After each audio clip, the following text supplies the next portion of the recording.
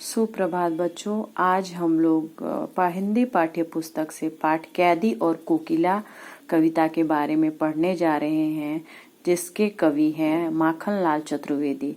माखनलाल चतुर्वेदी के बारे में आइए आज उनके पाठ परिचय के बारे में हम कुछ पढ़ते हैं। माखनलाल चतुर्वेदी का जन्म मध्य प्रदेश के होशंगाबाद जिले के बाबई गांव में सन 1889 में हुआ। मात्र 16 वर्ष की अवस्था में वे शिक्षक बने। बाद में अध्यापन कार्य छोड़कर उन्होंने प्रभा पत्रिका का संपादन शुरू कर दिया। माखनलाल चतुर्वेदी के बारे में लिखा हुआ कि उनका जन्म मध्य प्रदेश के होशंगाबाद जिले में हुआ था और मात्र 16 वर्ष की अवस्था में वे शिक्षक बने और बाद में उन्होंने अध्यापन कार्य छोड़कर वे किसी पत्रिका प्रभा पत्रिका नाम का संपादन उन्होंने शुरू कर दिया, आरंभ कर दिया। वे देशभक्त कवि एवं प्रखर पत्रकार थे। प्रखर का अर्थ होता है तेज पत्रकार थे और उन्होंने कर्मवीर और प्रताप का भी संपादन किया। सन 1967 में उनका देहांत हो गया। उनकी मुख्य रचनाएं हैं हिम किरीटनी, साहित्य देवता, हिम तरंगिनी, वेणु लो गूंजे धरा। उनकी प्रमुख कृतियां हैं। उन्होंने पद्म भूषण एवं साहित्य अकादमी पुरस्कार से सम्मानित किया गया। उनकी माखनलाल चतुर्वेदी की रचनाएं राष्ट्रीय भावना से युक्त हैं, यानी उनकी जो भी रचनाएं होती हैं राष्ट्रीय भावनाओं के ऊपर ही रहती हैं। उनमें स्वतंत्रता की चेतना के साथ देश के लिए त्याग और बलिदान की भावना कूट कूट कर भरी हुई है, इसलिए उन्हें एक भारतीय आत्मा कहा जाता है। उनके बारे में बताया गया, यानी माखनलाल चतुर्वेदी के बारे में बताया गया है कि उनकी जितनी भी रचनाएं हैं वो स्वतंत्रता की चेतना के साथ हैं और उनके लिए उनका देश के लिए त्याग और बलिदान की भावना उनमें कूट कूट कर भरी हुई है। वे अपने देश के प्रति अपने आप को समर्पित उन्होंने कर दिया था। उनकी कविताएं भी उन्होंने लिखी हैं। वे कवि कार्यकर्ता थे और स्वाधीनता आंदोलन के दौरान कई बार जेल गए। उन्होंने भक्ति, प्रेम और प्राकृतिक संबंधी कविताएं भी लिखी। बच्चों, अभी हम लोगों ने पढ़ा कि आंदोलन के दौरान उन्होंने कई बार जेल गए। उसी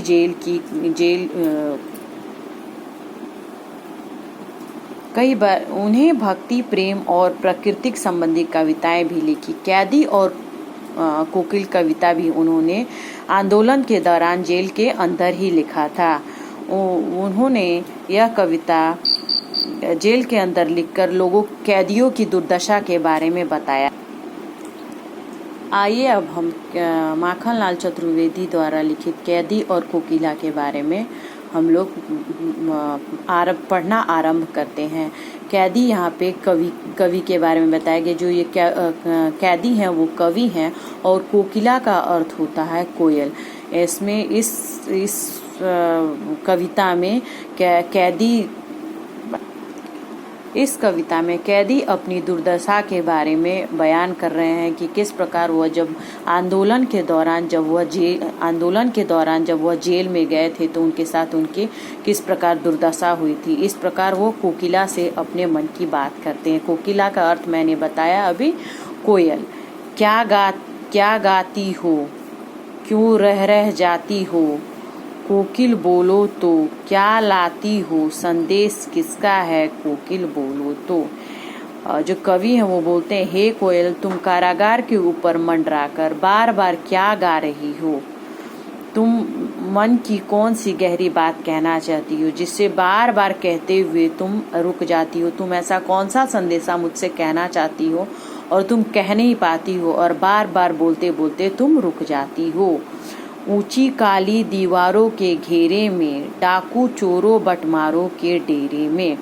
ऊंची काली दीवारों में जो कवि हैं वो कारागार के अंदर हैं और जिसकी दीवारें बहुत ऊंची ऊंची है और जहाँ पे डाकू और चोरों, बटमारों का अर्थ होता है रास्ते में जाते लोगों को लूटने वाला डाकू।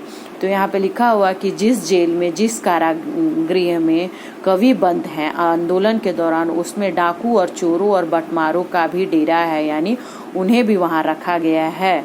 जीने को देते नहीं पेट भर खाना, जो कवि हैं वो कहते हैं कि उन्हें जीने भी नहीं दिया जाता और पेट भरकर खाना भी उन्हें नहीं दिया जाता है।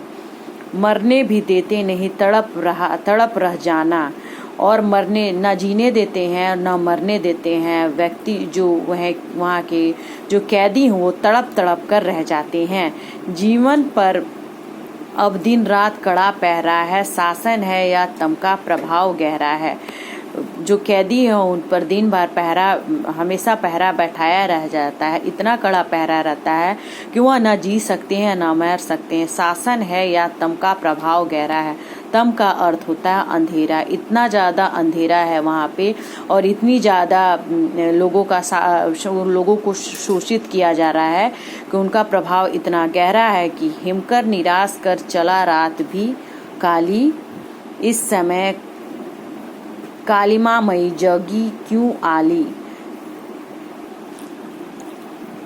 हिमकर का अर्थ होता है चंद्रमा। निराश कर चला रात भी काली है। इस समय कालीमई जगी क्यों आली है। आली का अर्थ होता है सखी और कालिमा मई का अर्थ होता है काली कोयल। या अर्थात यह है कि जो वो हिमकर हैं, जो चंद्रमा है, वह भी गायब है, निराश हो रहे हैं और अपनी रात में चंद्रमा की रोशनी नहीं दे रहे हैं। इस समय कालिमा मई जगी क्यों आली, तो तुम क्यों जगी हुई हो।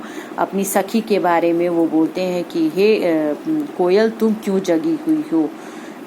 क्यों हूक पड़ी वेदना बोझ वाली सी, कोकिल बोलो तो क्या लूटा। क्यों हूक पड़ी हो वेदना बोझ वाली सी, कोकिल बोलो तो क्या लूटा।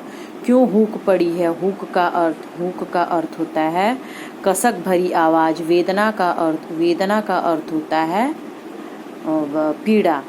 यानी क्यों हूक पड़ी हो मतलब तुम्हें ऐसी क्या कसक भरी तुम्हारी आवाज है, तुम्हारी आवाज में इतनी पीड़ा क्यों है। कोकिल बोलो तो क्या लूटा। ऐसा क्या हो गया कि तुमने ऐसा क्या देख लिया, तुम्हारा ऐसा क्या लुट गया कि तुम्हारी आवाज में इतनी वेदना है, इतनी पीड़ा है, इतनी कसक है तुम्हारी आवाज में।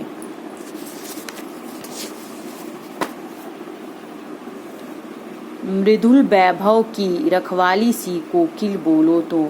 मृदुल का अर्थ होता कोमल और मीठा। वैभव का अर्थ होता है समृद्धि, ऐश्वर्य।